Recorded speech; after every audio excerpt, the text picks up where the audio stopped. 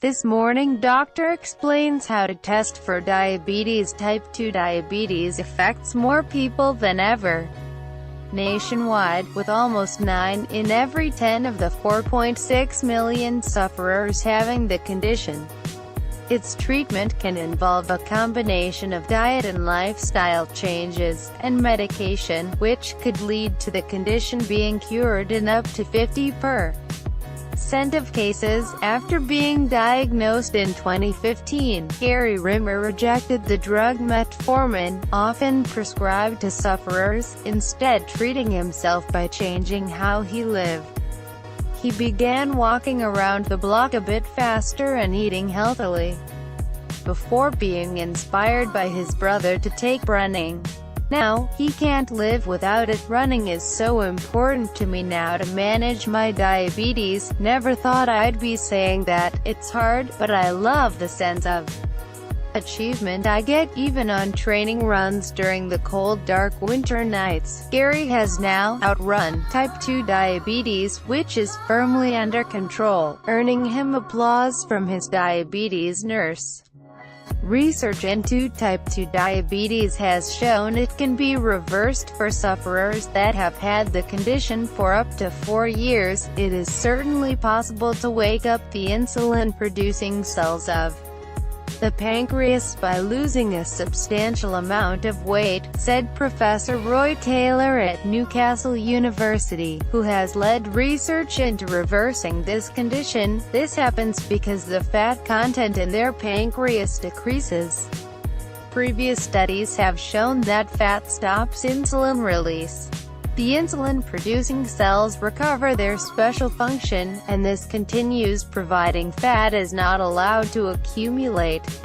Gary was motivated to take running when he saw his older brother complete a half marathon. "I choked up as I watched him cross the line. It was quite moving," he said. Being a single parent with a lovely son, I knew I wanted to do as much as I possibly could to manage my diabetes for my longevity and for the sake of my son. After the experience, he took on the Couch to 5K running program, and then joined the Southport Park Run team.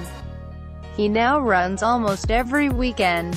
From May last year he had only missed 3 sessions. Dr. Simon Tobin, lead GP for Diabetes, Ambassador for Diabetes.co.uk and Health and Wellbeing Ambassador for Park Run, champions lifestyle changes for treating type 2 diabetes. There's a wealth of research about the benefit of exercise in reducing the risks of heart attacks and strokes, he said. For diabetics, this is particularly important because they are at higher risk. Recent research has suggested that up to 50% of type 2 diabetes cases might be reversible with lifestyle measures, particularly weight loss.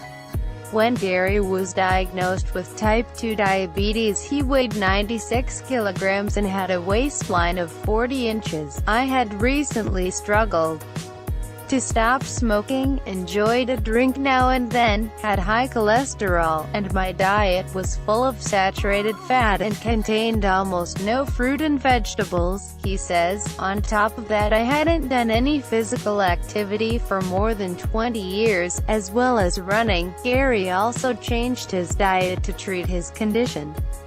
He says he ate more foods that looked like a tree, and avoided sugar-filled snacks such as sweets and cakes. He also reduced his alcohol consumption, and replaced cigarettes with e-cigarettes. He went to the GP after feeling strange for a few months, and having difficulty sleeping due to a pounding head and feeling flushed, and was diagnosed with type 2 diabetes. Type 2 diabetes is caused by the body not making enough insulin, or the insulin does not work properly, which causes high blood sugar levels, or hyperglycemia. According to the NHS, Diabetes Australia has recently advised sufferers not to run.